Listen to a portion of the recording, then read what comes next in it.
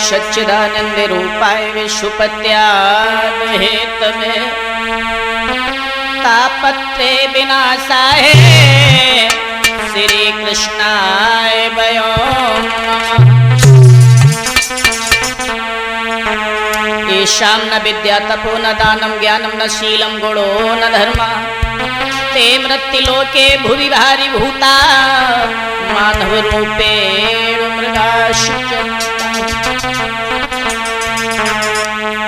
मात हमारी सरस्वती और धरूं तुम्हारो ध्यान, तीन चीज मांगे दियो कालकंठ सूर्य ज्ञान।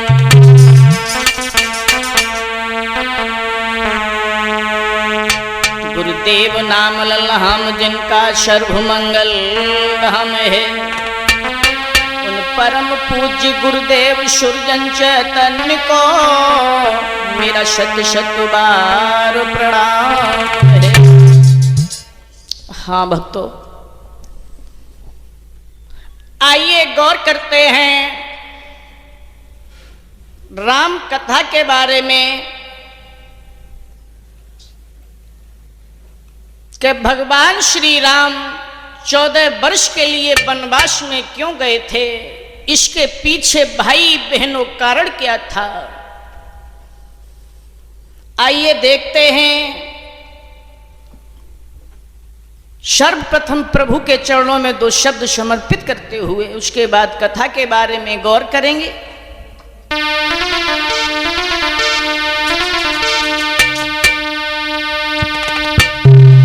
रघुबर मेरी और अपनी नजरिया रखियो, रघुबर मेरी और अपनी नजरिया रखियो।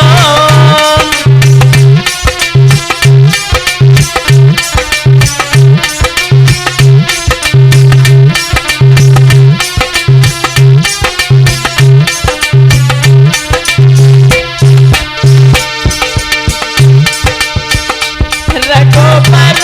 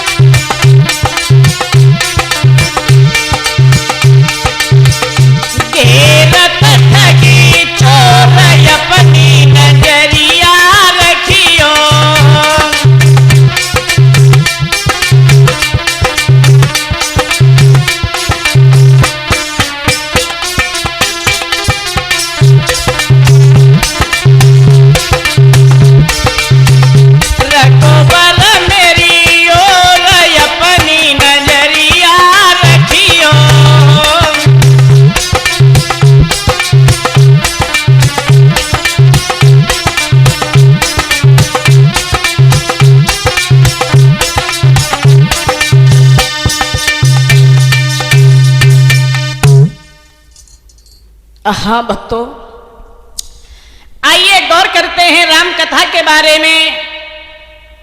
सीता, अनसुईया, सावित्री जैसी भूमि पर पलने वाली हमारी सभी मातृशक्ति, पिता तुल बुजुर्ग, प्यार करने योग्य बच्चों, आइए देखते हैं परम पूजनीय गुरुदेव सर्वसम्मानी स्वामी सुरजन चैतन्य महाराज जी के पवित्र आशीर्वाद से, मां सरस्वती की असीम अनुकंपा से भाई बहनों, राम कथा के बारे में गौर करते हैं कि भगवान श्री राम 14 वर्ष के लिए वनवास में क्यों गए थे। इसके पीछे भाई बहनों कोई कारण होगा।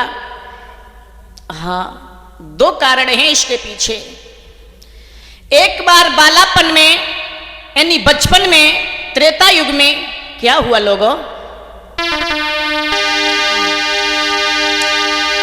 एक बार बालापन माही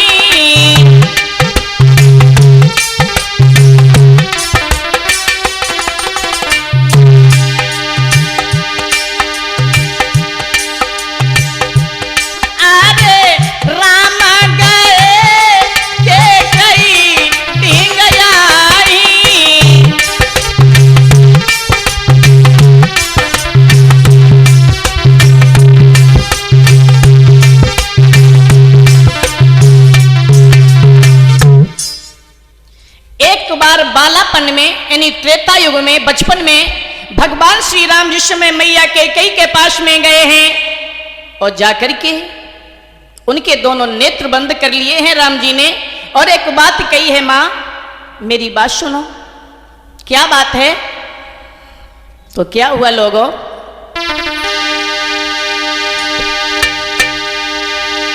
आरे करके नेत्र तो बंद रे, और प्रभु राम ने गिराई उचारी,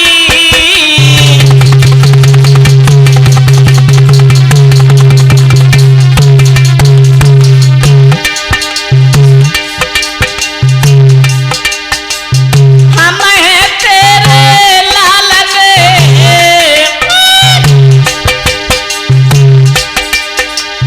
हम हैं तेरे लाल रे, तू मेरी माता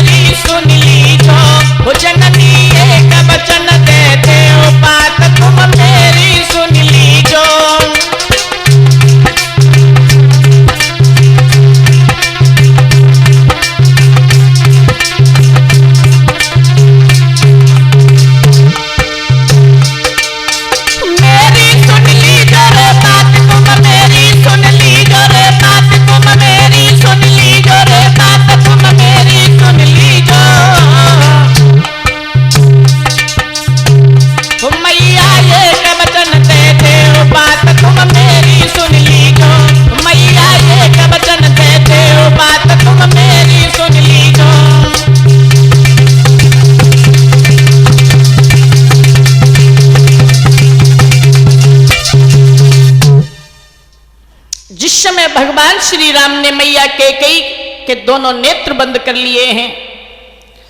तब राम जी ने कहा था कि मैया अगर हो सके तो राज गद्दी से पहले हमें तुम वनवास के लिए भेज देना। भाई बहनों, राम जी ने ये तो नहीं कहा था कि हमें 2 साल के लिए, 10 साल के लिए, 20 साल के लिए या 30 साल के लिए भेज देना। राम जी ने केवल ये कहा था कि हो सके तो राज गद्दी से पहले हमें वनवास के लिए मैया भेज देना। कैकेयी मैया ने जैसे इतनी बात सुनी है, आंखों से अश्रुधारा बहने लगी और एक बात कही है, बेटा हाँ ये तुम क्या कह रहे हो? अरे बेटा ये तुम वरदान अगर मांग रहे हो ना तो हमसे क्यों मांग रहे हो? क्या बोली है मैया कैकेयी राम जी से? बेटा भीष्म पितामह, अरे तुम क्यों मांगो वरदान ओ बेटा,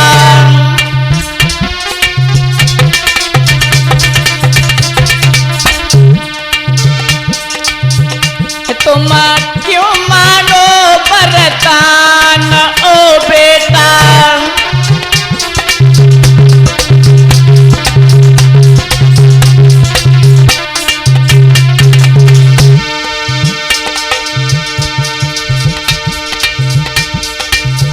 जो बेटा तुम अपन को जइयो,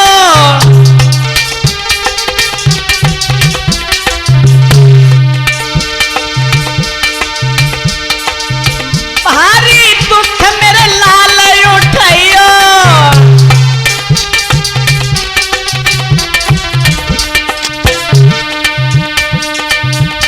अबे हो लाला नादान ओ बेटा, तुम क्यों मांगो वरदान ओ बेटा,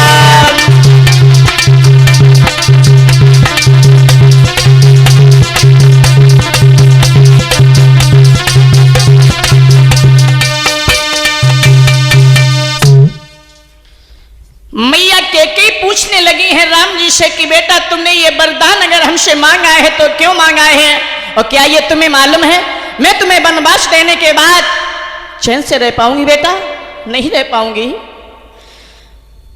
तब राम जी ने कहा है कि मैया तुम्हें नहीं मालूम है हमने वरदान क्यों मांगा है, क्यों मांगा है बेटा, मेरी बात सुनो मां, क्या बोल रहे हैं प्रभु राम,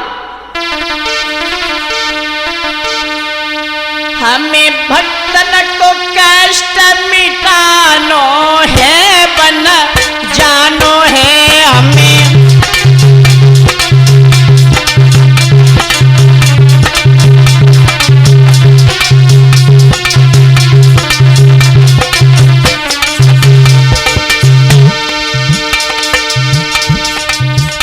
हमें भक्तन को कष्ट मिटानो है, बन जानो है हमें,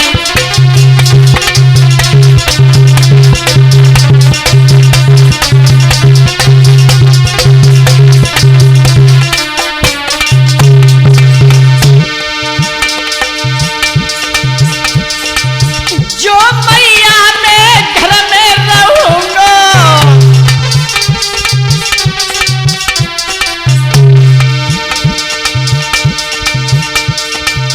भक्तन के दुख कैसे हरूंगा,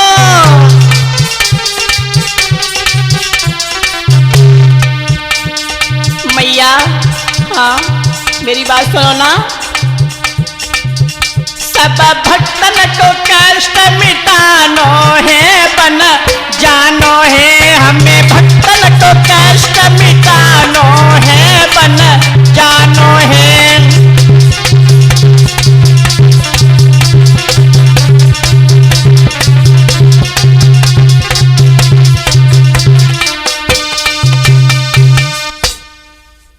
जिस समय भगवान श्री राम ने ये कहा है कि मां मेरी बात सुनो, अगर पृथ्वी पर हम आए हैं, अगर हमने आने के बाद में अपने भक्तों का दुख दूर नहीं कर पाया तो दुनिया वाले हमें क्या पहचानेंगे, अरे हमें दुनिया के लोग क्या जानेंगे। लेकिन एक बात का ध्यान रखना भाई बहनों, जब भगवान राम जी वनवास गए थे तो केवल राम बन करके गए थे, और 14 वर्ष के बाद जब वापस लौट करके आए हैं तो राम जी नहीं बल्कि मर्यादा पुरुषोत्तम श्री राम भगवान बन करके आए थे। ध्यान रखना भाई बहनों, एक बात का ये ध्यान रखना, जिस समय भगवान श्री राम कहते हैं मां हमें वनवास के लिए जरूर भेज देना, अच्छा एक बात हमें बताओ, कैकेयी मां ने राम जी को 14 वर्ष के लिए वनवास क्यों भेजा था? न तो 15 साल के लिए भेजा, न 10 साल के लिए भेजा, और ना 18 साल के लिए भेजा, ना 25 साल के लिए भेजा। अगर भेजा था तो 14 वर्ष के लिए क्यों भेजा था? इसके पीछे केवल कारण है, दूसरा कारण है क्योंकि जिस दिन से भगवान श्री राम वनवास के लिए चले गए थे, रावण की आयु केवल 14 वर्ष के लिए रह गई थी। दूसरा कारण कौन सा है, आइए भाई बहनों गौर करते हैं।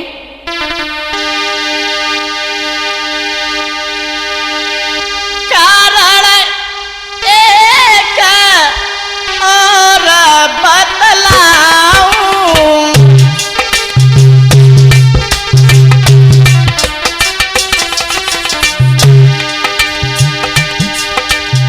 सकल संदेह सकल मिटाऊं।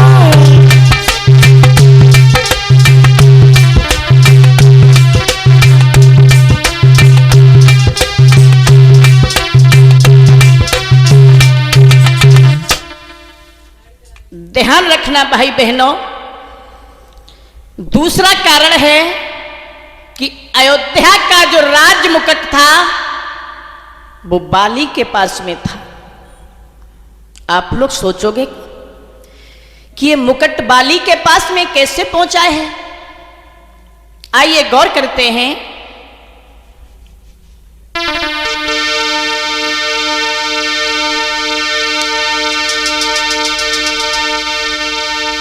तो लेके कई को साथी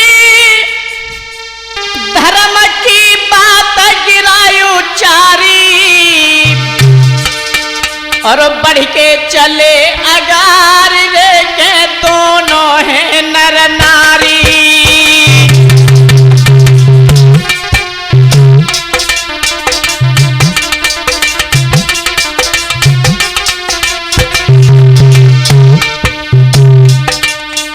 हुआ क्या लोगों, लेके कई को साथ धर्म की बात गिरायु चारी,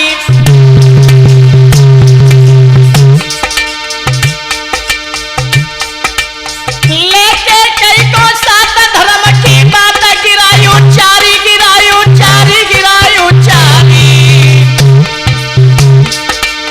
और बढ़ के चले अगार है के दोनों है नर नारी।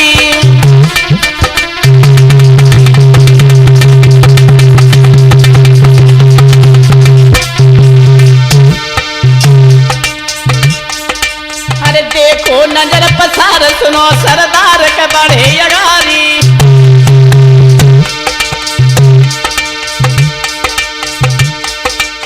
देखो नजर पसार सुनो सरदार के बढ़े अगारी, बढ़े अगारी के बढ़े अगारी।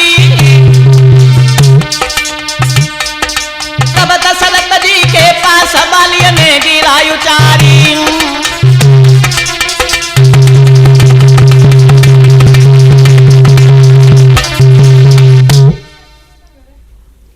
भाई बहनों, बाली ने महाराज दशरथ से एक बात कही है। महाराज दशरथ, हाँ, अरे या तो हमसे युद्ध करो और या तो अपना राज्य मुकुट हमें दे दो। जैसे ये बात महाराज दशरथ ने सुनी है, विचार किया है बाजीबा, बाली तो बड़ा बलशाली योद्धा है और इससे युद्ध करना, हार जाना यानी परास्त हो जाना, इससे तो अच्छा है इसे राज्य मुकुट दे दिया जाए, उसी में भलाई है। महाराज दशरथ ने अपने सिर से मुकुट उतार करके और बाली को दे दिया। बाली जो था राज्य मुकुट लेकर के जिस समय आगे निकल गया है, और इधर महाराज दशरथ जो हैं कैकेयी को समझाते हैं।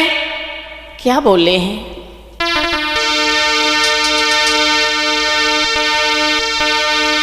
दशरथ ने कैकेयी समझाई, नहीं घोर नरक में तू जाबे, और रानी ये घर की इज्जत है, जाए कोई जान ना पावे।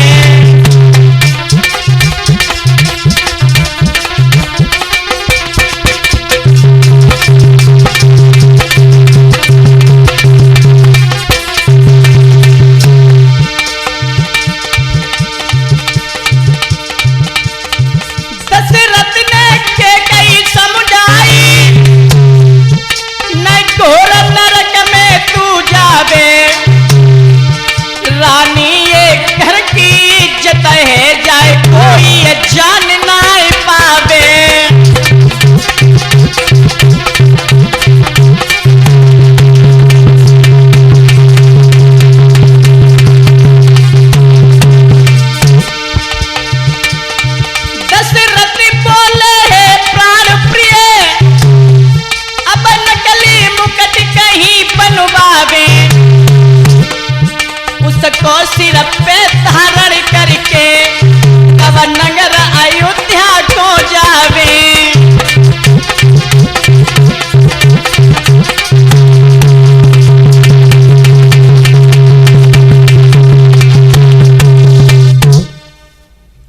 महाराज दशरथ जो हैं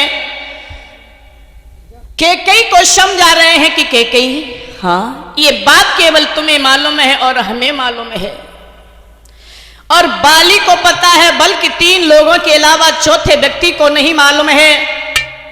प्राण पिए, हाँ ये बात किसी को नहीं बता देना, क्योंकि ये हमारे घर की इज्जत है।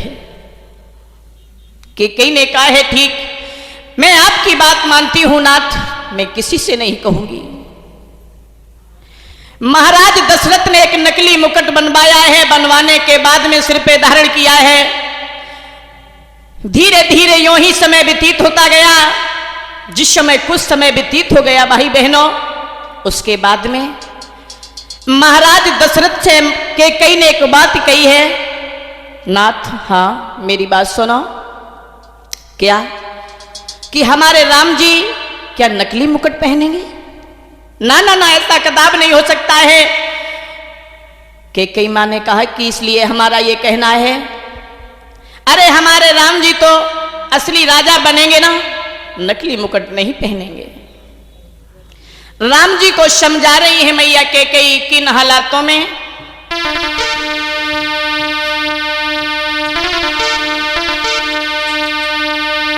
कि अरे मां कैकेयी रही समझाई, मेरे राम लला बन जइयो।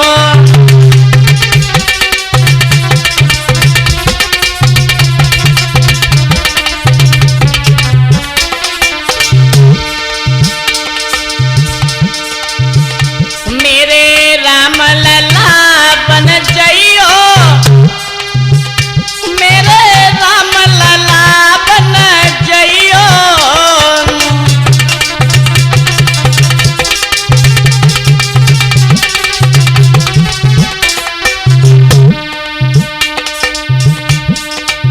समझा रही हैं बेटा, मेरी बात सुनो ना।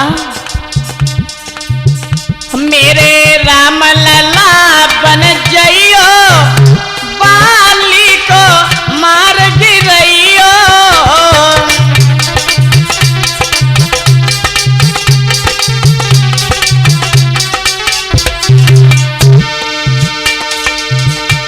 कि अपनो राज मुकुट ले आओ, मेरे राम लला बन जइयो।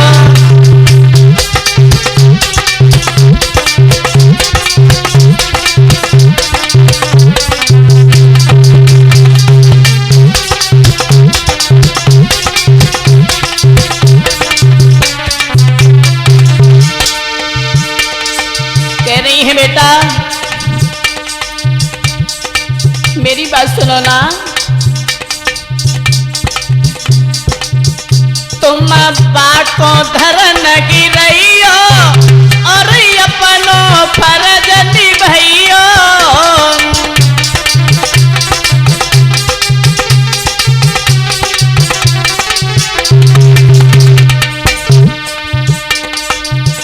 तुम बाटो धरन गिरइयो, और अपनो फर्ज निभइयो।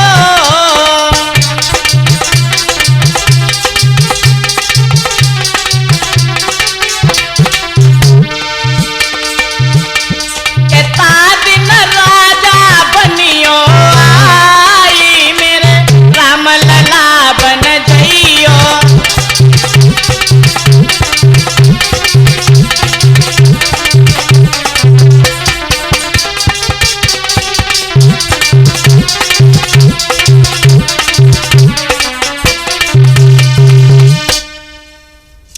मैया कैकेयी जो है ये समझा रही हैं, बेटा मेरी बात सुनो।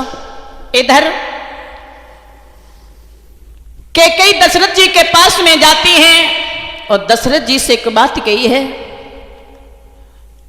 नाथ मैंने आपको कई बार समझाया, लेकिन आपके दिमाग में एक भी बात नहीं आई है। मैंने आपसे पहले भी कहा था कि हमारा बेटा राम नकली मुकुट नहीं पहनेगा। मेरी एक बात सुनो ना।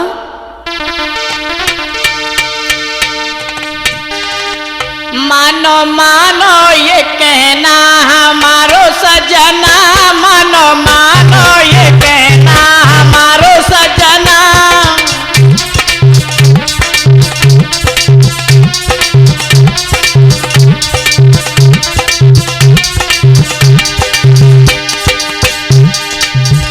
मानो मानो ये कहना हमारो सजना,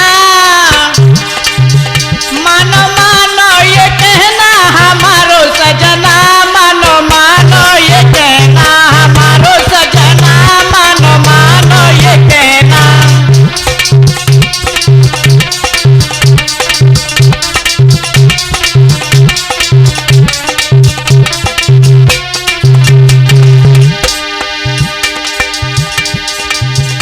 जा दिन ला में मुकट मेरे राम ललना,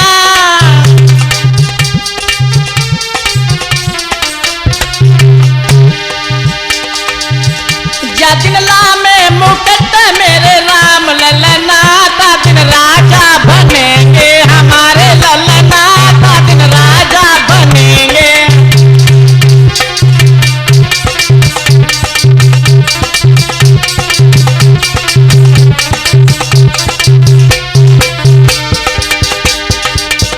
मानो मानो ये कहना हमारो सजना, मानो मानो ये कहना।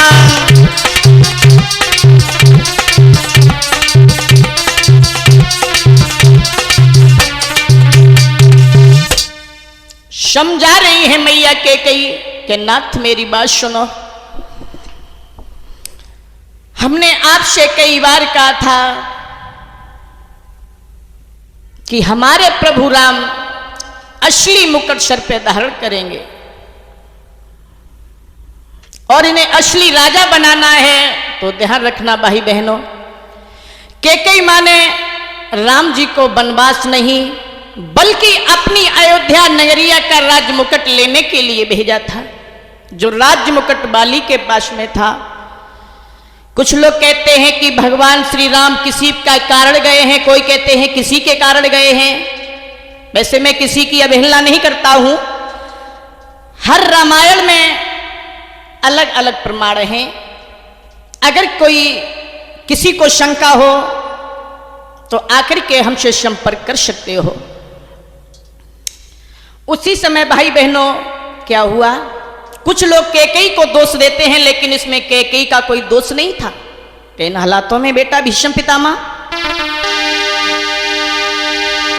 अरे समझ गए रघुबीर रे, और न दोष किसी को है भाई।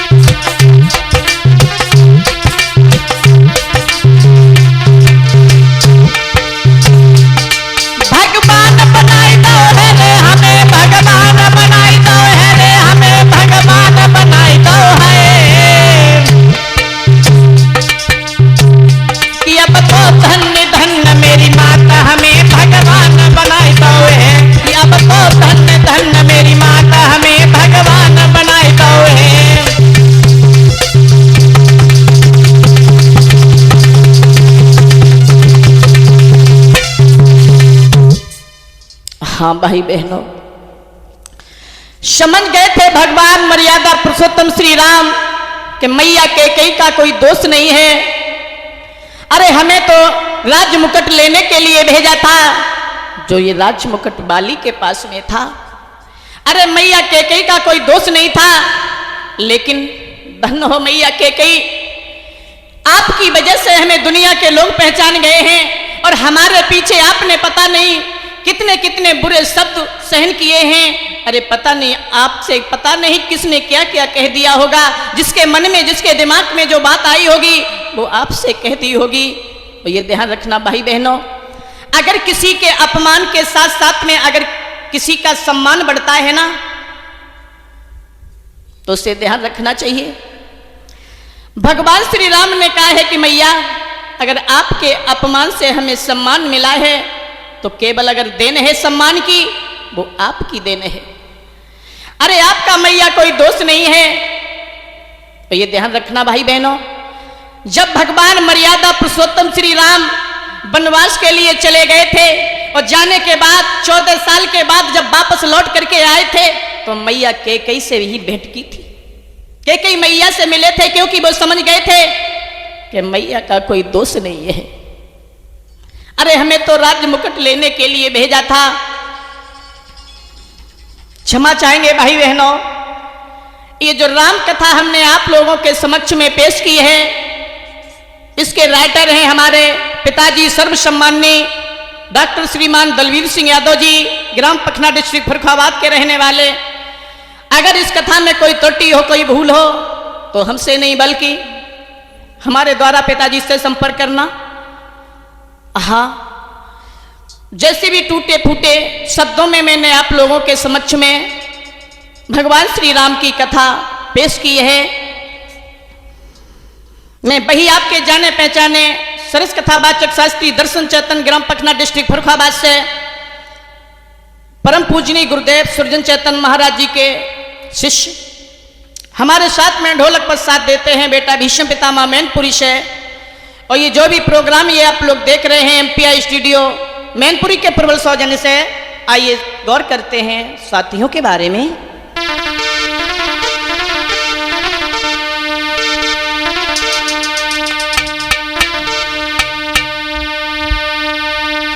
अरे दर्शन चैतन्य नाम मेरो और पखना ग्राम कहावे, और पखना ग्राम सी जन्म भूमि तो दर्शन शीस झुकावे।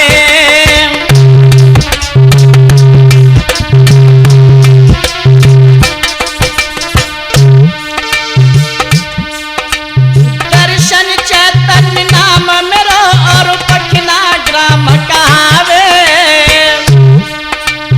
पखना ग्राम सी जन्म भूमि को दर्शन शीस झुकावे।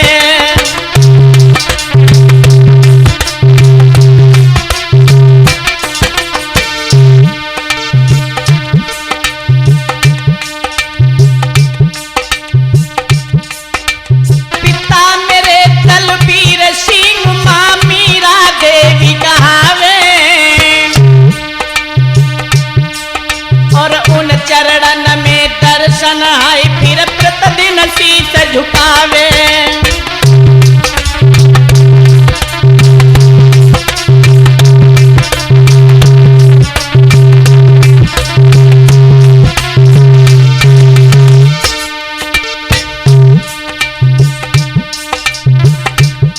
सुरजन चैतन्य जो गुरु मेरे छो गए सुरग सिधारी, गुरु चरणन में देखो तो हाय दर्शन भव बलिहारी।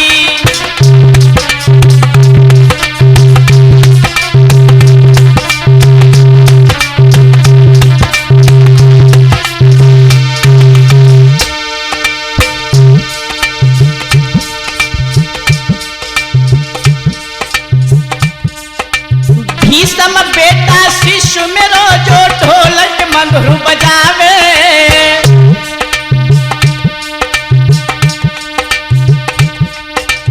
लघु ग्रहता हमारा भाई भीष्म पितामह अधिक से अधिक हमारा साथ देता है।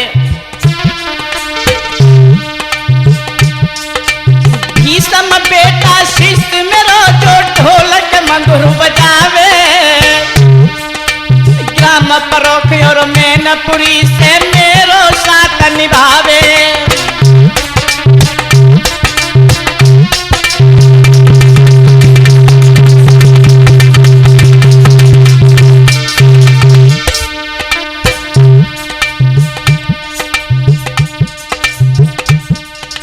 दिनेश बेटा शिष्य मेरो जो चिमटा मधुर बजावे,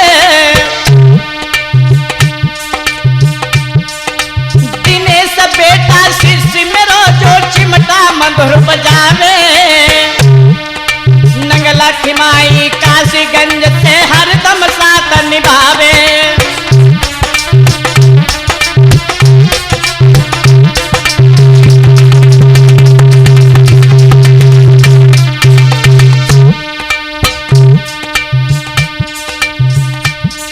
अरे रमाकांत है शिष्य मेरो जो घड़ा रहो चटकाई, ग्राम शंकरपुर शिवरा मऊ के रहने वाले रमाकांत जो शिष्य मेरो जो चिमट, रमाकांत जो शिष्य मेरो जो घड़ा रहो चटकाई, शंकरपुर से आई के बेटा रहे साथ निभाई।